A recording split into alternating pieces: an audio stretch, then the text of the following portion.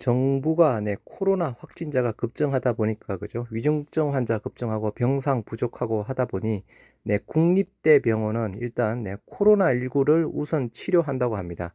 그리고 다행히 현재까지는 오미크론은 대다수 경증이라고 하네요. 영상 보시겠습니다. 안녕하십니까. 코로나19 통합뉴스룸 5시 뉴스입니다.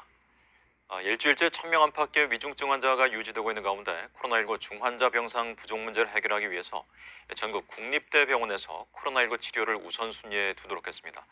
방역당국은 한두 달 사이에 오미크론 변이가 우세종이 될 수 있다고 전망했습니다. 홍혜림 기자가 보도합니다. 오늘 0시 기준 위중증 환자는 997명. 일주일째 위중증 환자가 1000명 안팎으로 발생하며 지난주 전국 평균 중환자 병상 가동률은 81%를 넘었습니다. 정부는 병상 부족 문제 해결을 위해 전국 국립대병원 치료 우선순위를 코로나19에 두도록 했습니다. 응급하지 않은 수술을 연기해 확보된 병상을 코로나19 환자에 배정한다는 겁니다. 문재인 대통령은 수도권 공공병원 가운데 가능한 경우 감염병 전담병원으로 전환할 수 있도록 해달라고 지시했습니다.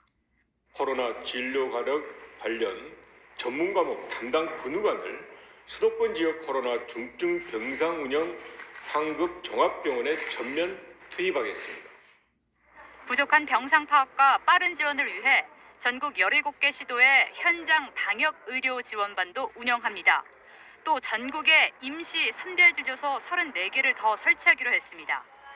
이 같은 병상 확충 방안에 대해 국립대병원 노조 연대체는 간호사 1명이 중환자 4명을 볼 정도로 인력 문제가 심각하다며 임시 파견직이 아니라 공공병원 인력을 충원해야 한다고 주장했습니다. 한편 당국은 국내 오미크론 분석 결과 10명 중 2명은 진단 시 무증상이었고 현재 전원 경증 상태를 유지하고 있다고 밝혔습니다. 오미크론의 전파 속도는 매우 빠르고 또 빠르게 확산되고 있습니다. 우리나라에서도 앞으로 한두 달 정도 이내 시점에서 우세 변이가 될 가능성도 있고 학부모의 우려 속에 전면 등교가 중단되고 부분 등교와 원격 수업이 이뤄지고 있는 가운데 지난주 하루 평균 844명의 학생이 코로나19에 확진된 것으로 나타났습니다. KBS 뉴스 홍혜림입니다.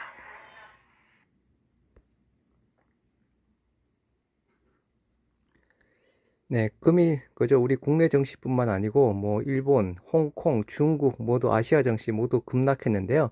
일단 급락한 가장 큰 이유가 중국의 약간 금리 인하.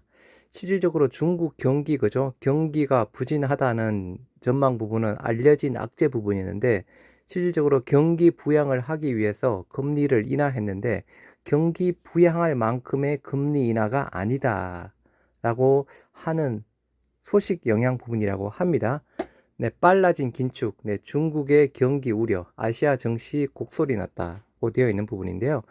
일본, 중국 등 아시아 증시가 일제히 급락했다. 그래서 아까 말씀드린 대로 중국이 기준 대출 우대 금리를 낮췄는 부분인데 실질적으로 경기 지금 부진한 부분 알려진 악재 부분이지만 경기 부양을 하기 위해서 우대 금리를 낮췄습니다. 하지만 금리 인하 폭이 적다. 실질적으로 중국의 경기 부양하기에는 금리 인하 폭이 작다라는 그런 이유 부분으로 우리 국내 증시, 아시아 증시 모두 급락 마감했다고 합니다.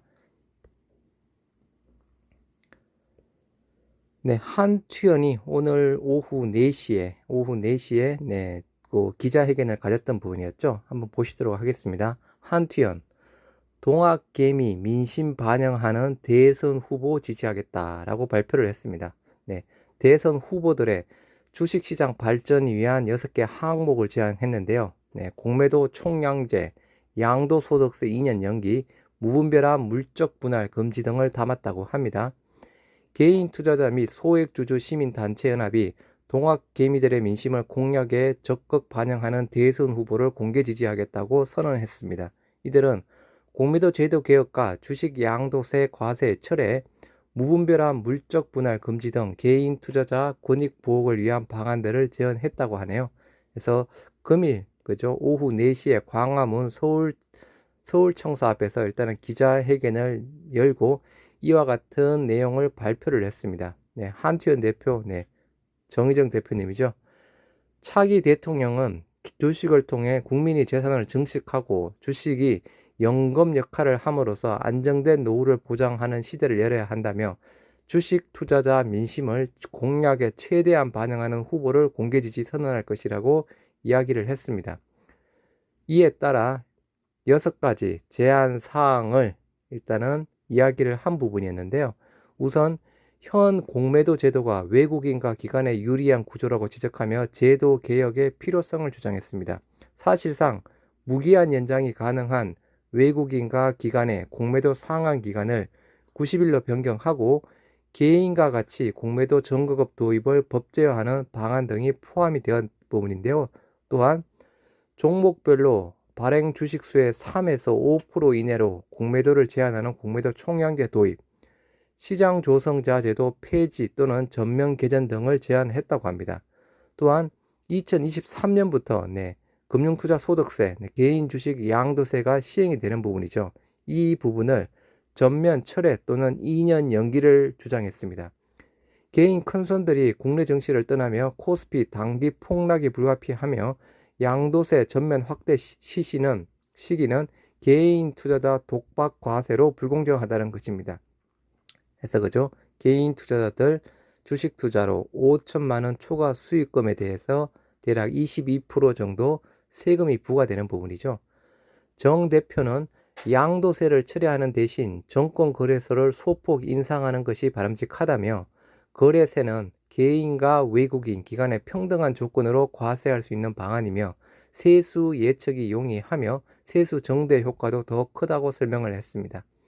또한 대기업 상장사들의 무분별한 물적 분할을 제어하는 장치를 마련해 줄 것을 촉구를 했습니다. 여기 그죠? 가장 피해가 본 게 LG화학도 금일 약간 신저가 기록했다고 하네요. SK이노베이션, 약간 포스코 등등 물적 분할하는 회사 많이 있죠. 정 대표는 올 들어 30여 개 상장사가 물적 분할을 추진 중인데 세계적으로 찾아보기 힘든 사례라며 물적 분할은 지배주주가 지배권을 유지하면서 그 비용을 소액주주에게 전가하는 자금 조달 방식으로 그 과정에서 주가가 폭락하는 사태가 이어지고 있다. 물적 분할을 인적 분할로 돌리거나 일반 주주들의 의사에 반할 경우 회사가 주식을 의무적으로 매입해주는 주식 매수 청구권의 시행, 그리고 물적 분할 후 자회사 상장을 금지시키는 방안 등이 필요하다고 이야기를 했습니다. 이 밖에도 금융위원회 개인 투자자 보호 전담 조직 설치해 주식 투자로 손해보는 국민의 비율을 획기적으로 줄여야 한다고 촉구를 했고요. 금융위 정보 공개 신청 결과 금융위는 지난 5년간 개인 투자자 보호를 위한 직접적인 예산을 단돈 1원도 집행하지 않았다며 작년 기준 주식 관련 세금을 12조 원이나 걷고도 투자자 보호를 위한 사업을 펼치지 않은 건 직무유기에 가깝다고 지적을 했습니다. 또한 주식 투자자 1,000만 명 시대를 맞아 소액주주 보호는 시대의 중요한 키워드가 됐다며 소액주주 보호로 주식시장이 업그레이드가 되면 부동산에 쏠린 자금이 주식시장으로 몰려오고 중산층이 잘 사는 나라로 발돋움해 튼실한 국민경제가 구축되면 진정한 선진국으로 자리매김할 수 있다고 이야기를 했다고 하네요. 아무튼 여러 12개 종목 소액 단체 대표들이랑 20일 광화문 서울 정부청사 앞에서 한투현 기자회견을 벌인 내용 부분입니다. 그래서 한투현에 우리는 힘을 실어줘야죠. 네이버 카페가 있습니다. 한투현. 네이버에서 한투현을 검색하시면요. 한투현 네이버 카페가 있습니다. 거기에 많은 관심과 가입을 부탁드리겠습니다.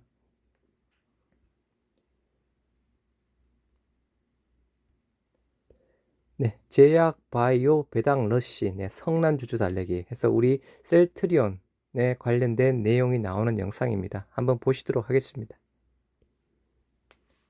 셀트리온을 비롯한 제약 바이오주의 연말 배당 러시가 이어지고 있습니다. 올해 지지부진했던 주가 탓에 성난 주주들을 달래려는 의도로 해석됩니다. 정재홍 기자입니다. 셀트리온 삼형제라고 부르는 셀트리온 그룹사는 연말 깜짝 배당 정책을 발표했습니다. 셀트리온은 주당 750원의 현금 배당과 주당 0.02주의 주식 배당 등 현금과 주식 배당을 동시에 결정했습니다. 셀트리온이 현금 배당에 나선 건 2013년 이후 9년 만으로 계속된 주가 하락세로 회사와 마찰을 빚어온 주주들에 대한 위로책으로 분석됩니다. 코로나19 백신과 치료제 이슈로 주가 변동이 심했던 기업들의 주주 친화 정책은 이어지고 있습니다. 러시아 스푸트니크 V 백신 위탁 생산을 맡은 휴온스 그룹은 올해 현금 배당 총액을 지난해보다 20억 원가량 올렸습니다. GC녹십자, 동아ST 등도 내년 정기 주주총회를 통해 현금 배당을 확정할 계획입니다. 주주분들 이익을 나눠드리는 차원에서 현금 배당 매년 진행하고 있어요. 올해 코로나 이슈에 가려 별다른 주가 호재가 없었던 제약사들의 소규모 무상증자 행렬도 이어지고 있습니다. 상위 제약사인 유한양행과 종근당, 한미약품은 각각 주주 친화 정책으로 무상증자를 결정했습니다. 이익잉여금이 줄어드는 현금, 주식 배당과 달리 기업의 현금이 빠져나가지 않는다는 점에서 제약사들이 선호하는 방식입니다. 무상증자는 과세 대상도 아니기 때문에 투자자로서는 배당 소득세를 내지 않아도 되는 이점이 있습니다.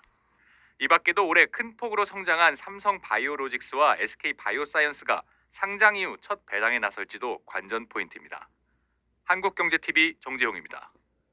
네, 말 그대로 제약 바이오주, 그죠? 뭐 연초 대비해서 주가가 많이 급락했던 부분이었죠. 그래서 전반적으로 다 말 그대로 성난 주주들 달래고 있는 부분입니다. 네, 유럽 의약품청, 네, EMA, 알츠하이머는 바이오젠의 치매 치료제 신약이죠. 아두카누밥 승인 거절했습니다. 실질적으로 미국에서는 그죠, 겨우 일단은 승인이 난 부분이었는데 약간 조건부 승인 같은 형식 부분이었죠. 하지만 실질적으로 부작용 효능의 논란에서 실질적으로 판매가 아주 저조했던 부분이었고, 네, 미국에서는 조건부 승인이 났지만 유럽 EMA에서는 네, 바이오젠의 치매 치료제 신약 아두카누밥 승인 거절했다는 소식입니다. 유럽 의약품청이 다국적 제약사 바이오젠의 새로운 알츠하이머 치료제 네, 아두카누밥 승인을 거절했다고 합니다.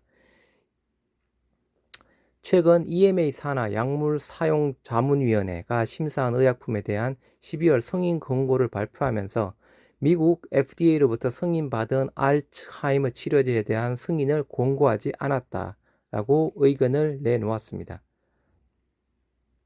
일단 뭐 약간 거절한 이유 쪽에 대한 부분은요, 네, 당연히 효과가 별로 없다, 약간 효과가 별로 없다라는 그런 이유 부분입니다. 그래서 약을 사용하는 대한 이득이 별로 없다라는 소식 부분으로 실질적으로 권고하지 않았습니다. 네, 뭐 당연한 결과 부분이죠.